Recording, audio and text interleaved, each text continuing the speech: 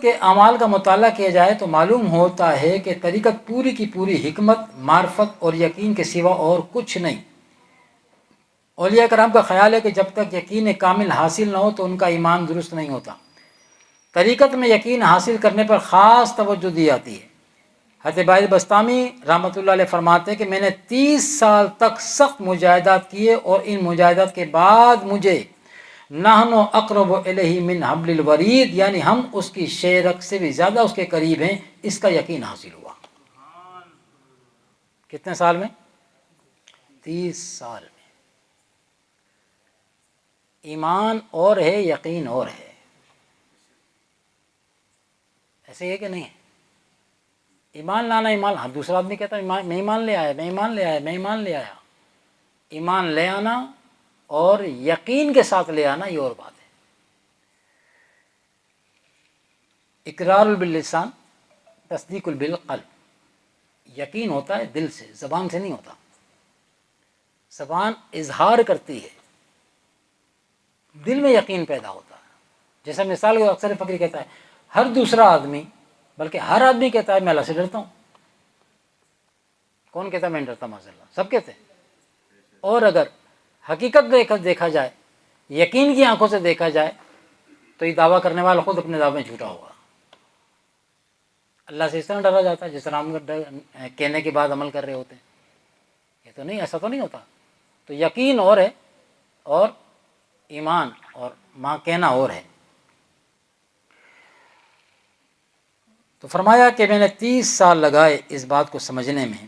آپ کا مطلب یہ ہے کہ شیوخ مجاہدات اس لیے کرواتے ہیں کہ یقین پیدا ہو اور یقین سے ایمان کامل ہو جائے۔ وہ جو ایمان مل گیا تھا نا، وہ ایمان کامل ہو جائے۔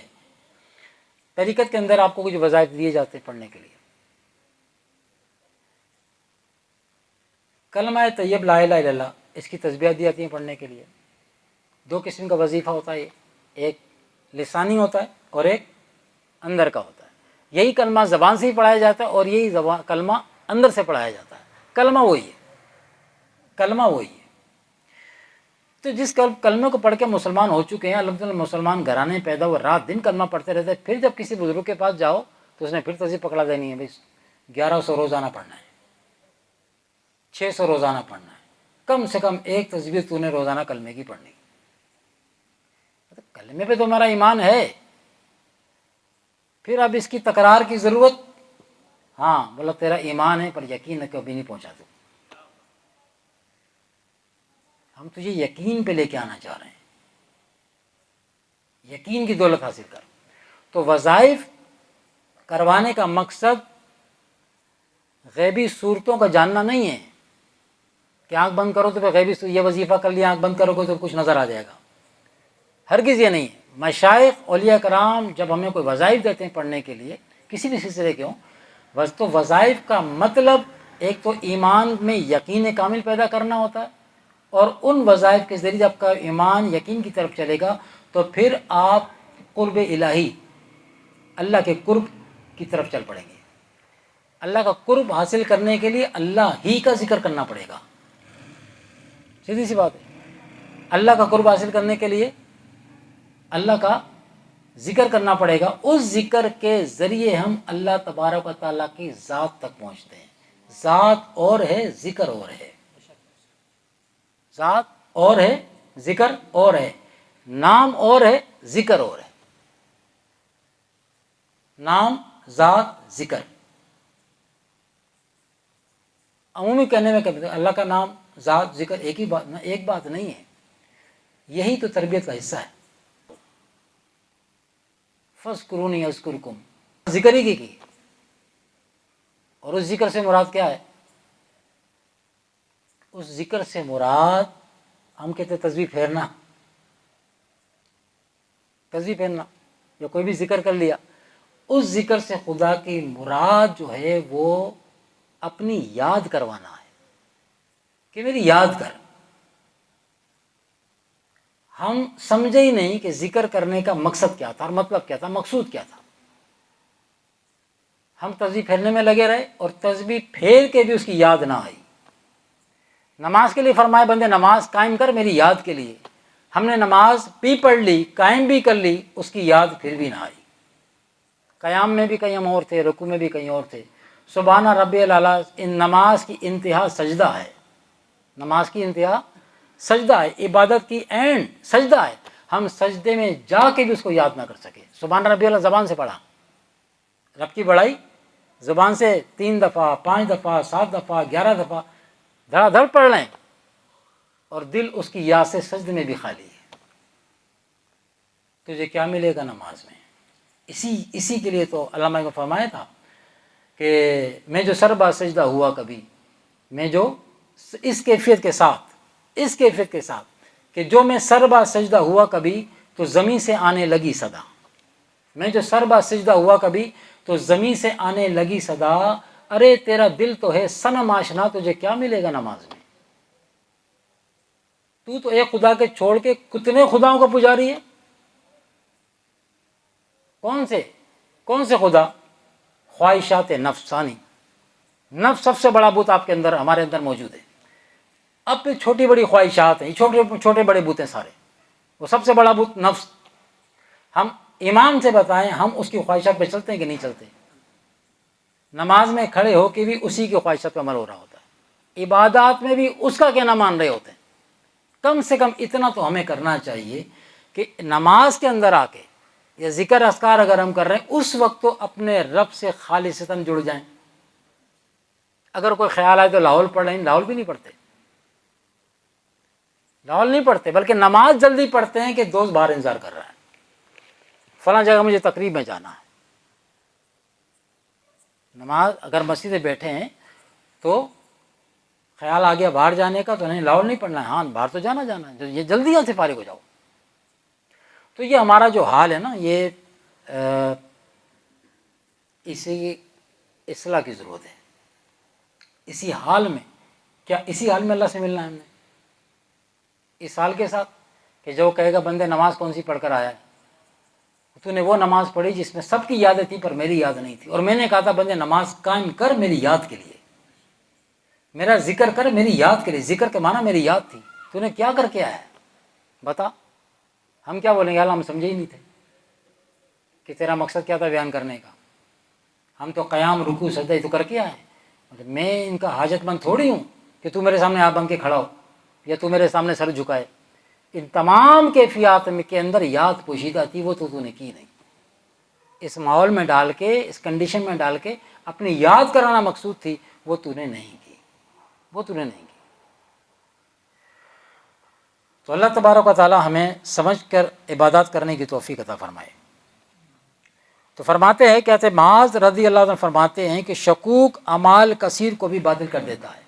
پچھلے درس میں فقیر نے آپ کو بتایا تھا، شکوک یقین نکل جائے، شکوک و شبہات اعمال کثیر کو بھی برباد کر دیتے ہیں، اور قوی یقین انسان کا یقین اس کے گناہوں کو بھی مٹا دیتا ہے۔ فرماتے ہیں جو شخص اس فرق کو سمجھتا ہے اس سے زیادہ فقیہ اور کوئی شخص نہیں ہو سکتا۔ پھر فرماتے ہیں کہ تصوف پورے کا پورا یقین پر گھومتا ہے۔ مثال کے طور پہ مولانا روم رحمۃ اللہ علیہ فرماتے ہیں کہ شریعت ایک شمع ہے جو راہ دکھاتی ہے، اور اس راہ پر چلنا طریقت ہے، جبکہ منزل پر پہنچ جانا حقیقت ہے۔ چنانچہ عبادت کسی آشنائے طریقت سے ہی سیکھی جا سکتی ہے۔ حضرت دادا گنج بخش رحمۃ اللہ علیہ فرمایا کرتے ہیں کہ جس کو اپنے ہم جنس سے سکون حاصل ہوتا ہے وہ بلندی حقائق سے گرا دیا جاتا ہے۔ خدا کے علاوہ اسے اپنے کسی ہم جنس سے حقیقی سکون، ویسے دوسرے سکون کی الگ بات، حقیقی سکون اسے حاصل ہو رہا ہے، اور اسے پھر خدا کی پرواہ نہ ہو، وہ دوسری محبتوں میں ایسا غرق ہو گیا، تو فرمایا پھر وہ اگر منزل پر پہنچ بھی چکا ہے تو وہاں سے گرا دیا جاتا ہے۔ چنانچہ فرمایا، آپ فرماتے ہیں کہ ابو علی رودباری رحمۃ اللہ فرماتے ہیں کہ اپنی طبیعت سے منہ موڑ لینے کا نام طریقت ہے۔ کہتے ہیں کہ جو اللہ کا ہو جائے تو تمام کائنات اس کی ہو جاتی ہے۔ صوفیہ کا پہچاننا اللہ تبارک و تعالیٰ کے پہچاننے سے بھی بہت زیادہ مشکل ہے۔ کیوں؟ فرماتے ہیں کیونکہ خدا تو اپنی صفات سے پہچانا جاتا ہے۔ خدا اپنی صفات سے پہچانا. مثال صفات سے مراد کیا ہے؟ یہ آسمان دیکھ رہے ہیں آپ، جہاں تک آپ کی نگاہ جائے گی اس کا کنارہ نظر آئے گا. نظر چھت ہے نا، ایک آسمان ہے، ایک زمین کی چھت ہے. اتنی بڑی چھت میں ایک ستون بھی نہیں ہے. اتنی بڑی چھت میں ایک ستون بھی نہیں ہے. اس کو قائم رکھنے کے لیے یہ اللہ کی قدرت ہے. وہ اپنی صفت سے پہچانا جا رہا ہے. پھر اس پہ چاند سورج ستاروں کا معاملہ ڈیلی کے حساب سے وہ چل رہا ہے، وہ آگے پیچھے نہیں ہوتے وغیرہ وغیرہ. یہ آپ کے پھول پھل بوٹے وغیرہ وغیرہ، یہ قدرتی مناظر، یہ سب اس کی صفات میں شامل ہے. تو وہ تو ان سے پہچانا جاتا ہے. سورج کو دیکھ کے آپ کو اللہ یاد آتا ہے، چاند دیکھ کے آپ اللہ کو یاد کر لیتے ہیں. واقعی اللہ نہیں بنایا ہے. تو فرماتے ہیں اللہ کو پہچاننا اللہ کی صفات کے حوالے سے آسان ہے، چہ جائے کا کہ کسی صوفی کو پہچاننا. کیوں کہ فرمایا وہ عام انسانوں کی طرح گھوم پھر رہا ہوتا ہے. اس کے اندر کیا ہے وہ آپ کی یہ آنکھ نہیں دیکھ سکے گی. وہ آپ کی آنکھ نہیں دیکھ. اب اس کو پہچاننے کے لیے پھر آپ کو اس کی صحبت درکار ہوگی. صحبت میں جاؤ گے تو پتہ چلے گا. قرآن مجید نے پہلے اشارہ دیا، یا ایھا الذین آمنوا اتقوا اللہ وکونوا مع الصادقین. اے ایمان والو ڈرو اللہ سے جیسا کہ ڈرنے کا حق ہے، اور صالحین کی صحبت اختیار کرو، ان کے پاس جا کے بیٹھو. حضرت باجی بستامی رحمۃ اللہ علیہ فرماتے ہیں کہ میں نے 30 سال تک اللہ تعالیٰ کے دروازے پر انتظار کیا. 30 سال کے بعد دروازہ کھلا. حضرت ابو ہریرہ رضی اللہ فرماتے ہیں کہ رسول اللہ صلی اللہ علیہ وسلم نے 2 قسم کے علوم ہمیں تعلیم فرمائے.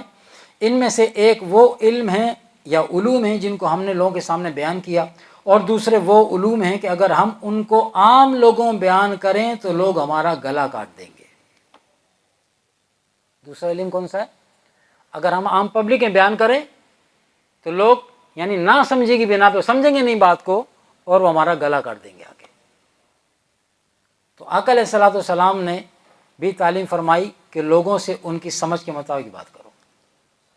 لوگوں سے ان کی، وہ کہتے ہیں نا کہ ہر ایک بات ہر ایک سے نہیں ہوتی، ہر بات ہر ایک سے کرنے والی نہیں ہوتی. آقا علیہ الصلوۃ والسلام کا طریق تھا کہ آپ صلی اللہ علیہ وسلم جب کوئی بہت خاص بات کرنی ہوتی تو حجرے مبارک میں خاص خاص صحابہ کرام کو بلاتے.